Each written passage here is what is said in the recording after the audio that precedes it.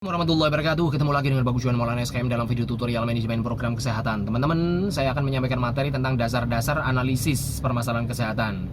Ya, sebelum kita masuk bagaimana teknik menganalisis permasalahan kesehatan, saya akan menyampaikan dasar-dasarnya dulu atau prinsip-prinsipnya. Kita mau menganalisis, dasarnya apa nih? Apa yang akan kita analisis? Nah, ini penting. Menganalisis permasalahan kesehatan itu sebuah skill tertentu yang tidak semua orang bisa, ya.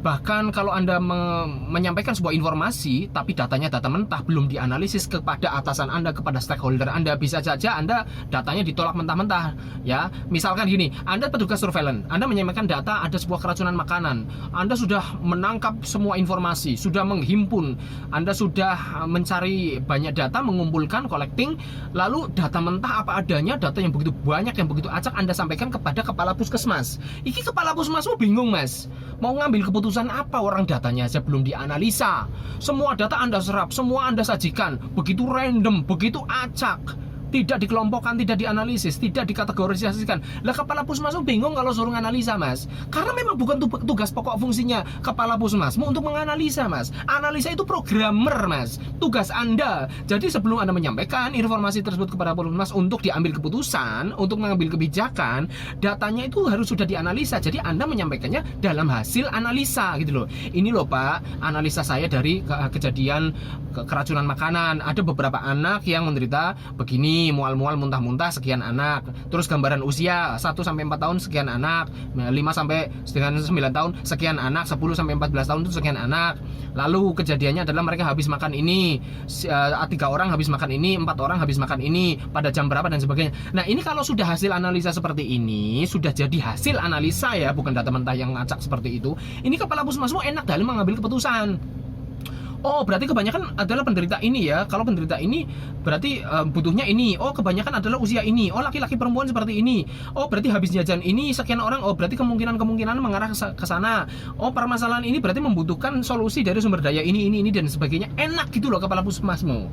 Jadi jangan data mentah dan suruh atasanmu untuk menganalisis. Analisis itu tugasmu sebagai programmer, Mas. Gitu. Nah, menganalisis permasalahan kesehatan ini saya bilang sebuah pekerjaan yang memang membutuhkan skill tertentu dan itu memang dihargai dalam profesi. Makanya Anda membuat kajian masalah apa saja, itu benar-benar sudah mendapatkan poin. Anda dapat SKP. Misalkan Anda untuk kenaikan pangkat Anda membutuhkan SKP, Anda membutuhkan sebuah nilai atau poin dari karya tulis Anda. Anda membuat karya tulis misalkan makalah atau kajian masalah, kajian kejadian DBD gitu kan. Kejadian DBD di desa X, seperti itu. Anda mengkaji permasalahan itu sampai dengan level membuat hasil analisis, ya, karena memang tidak mudah dan itu membutuhkan skill berpikir yang lebih. Makanya analisis itu memang sesuatu yang patut dihargai. Nah, oleh sebab itu Anda harus paham bagaimana sih cara menganalisis. Nah, dasar-dasarnya apa? Nah, ini dalam video ini saya akan menyampaikan dasar-dasar analisis permasalahan kesehatan. Yang pertama, yaitu Anda harus bisa mengenali perbedaan dan persamaan dari data-datamu.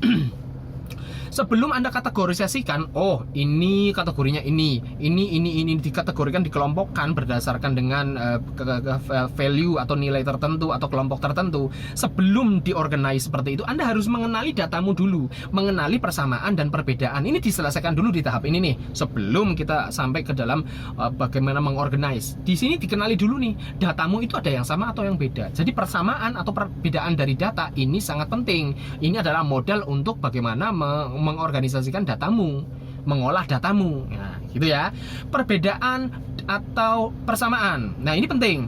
Sebuah data, ini Anda harus mengenali perbedaan dan persamaannya. Apa sih yang sama dari data-data yang Anda peroleh? Apa sih yang beda? Apa yang membedakan gitu loh. Kalau sama mungkin nanti bisa dikelompokkan pada kategori-kategori yang sama. Kalau beda berarti kenapa beda? Distribusinya kok kenapa beda? Ada usia yang berbeda, berjenjang dan sebagainya. Ada kemungkinan apa nih? Ini ada beberapa nanti potensial atau hipotesa-hipotesa yang bisa kita ambil gara-gara adanya perbedaan tersebut.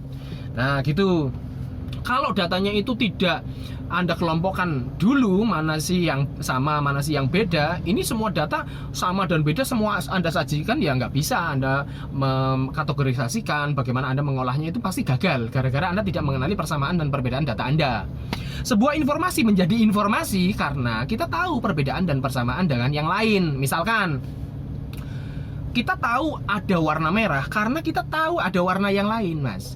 Kamu tahu itu merah karena kamu telah mengetahui ada warna yang lain. Kalau kamu tidak mengetahui ada warna lain, kamu tidak mungkin bisa mengetahui warna merah. Karena kejadian lain atau warna lain ini memberikan batasan-batasan dan pembeda.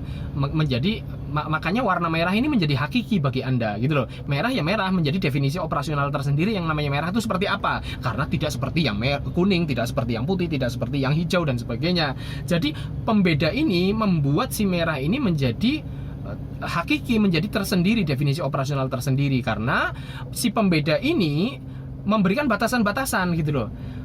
Merah ini tidak akan menjadi merah jika Anda tidak mengetahui warna kuning, warna biru, dan warna-warna lainnya, seperti itu. Kalau seandainya Anda dari lahir sampai dengan detik ini tidak pernah mengetahui warna lain, yang Anda ketahui hanyalah merah, nah, maka Anda tidak bisa menyebut itu merah, Mas. Karena semuanya sama. Jadi merah ini menjadi sebuah informasi tersendiri karena Anda tahu bedanya dengan yang lain, gitu loh. Contoh, ada orang buta huruf misalkan, buta warna, gitu kan. Dia hanya bisa membedakan antara gelap dan terang, oke?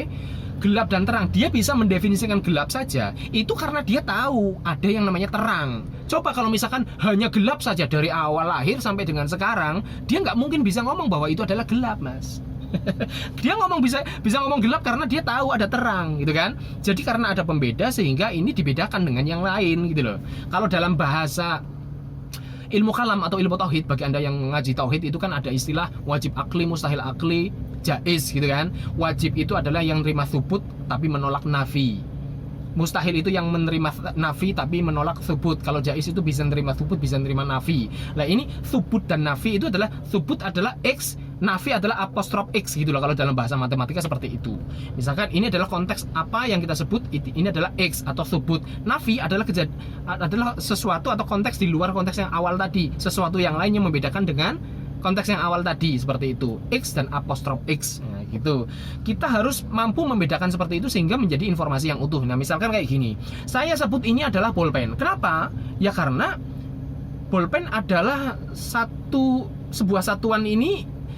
Saya sebut bolpen karena saya membuat definisi operasional bahwa yang namanya bolpen adalah alat tulis yang seperti ini, misalkan. Maka sesuatu yang bukan seperti ini tidak saya sebut bolpen. Nah, misalkan gini, ada kertas gitu.